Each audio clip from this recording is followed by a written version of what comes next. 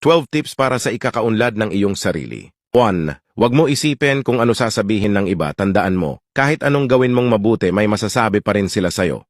2. Huwag mong i-focus ang sarili mo sa ibang tao, i-focus mo lagi ang sarili mo sa ikauunlad ng buhay mo kay Lord at sa pamilya mo. 3. Maging masaya at makontento kung anong meron ka, if bigyan ka pa ng maraming blessings, deserve mo yan. 4. Huwag laging kaawaan ang sarili, bumababa lang lalo ang confidence at moral mo, maging palaban ka lagi sa hamon ng buhay. Lagi mong tandaan na buhay ang Diyos na sinasamba mo. 5. Umiwas ka sa mga negative at toxic na tao, itong mga klaseng tao na ito ang hihila sa'yo pababa.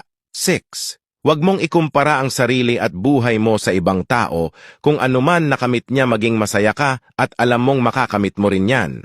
7. Magbigay ka ng time sa sarili mo, need mo din mag-enjoy paminsan-minsan para ma-refresh ang isip mo.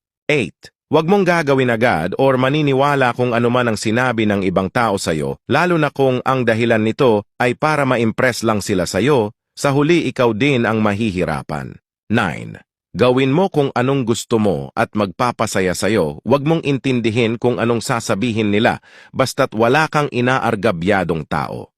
10. Iwasan mo ang inggit at insecurity, maging humble ka lang lagi. 11. Mamuhay base sa estado ng iyong buhay, huwag mong ipilit kung hindi pa kayang bilhin o anuman, huwag ka magpabaon sa utang para lang magpa-impress sa ibang tao. 12. Laging manalig at magdasal sa Diyos, siya ang magiging gabay at sandalan mo sa iyong buhay.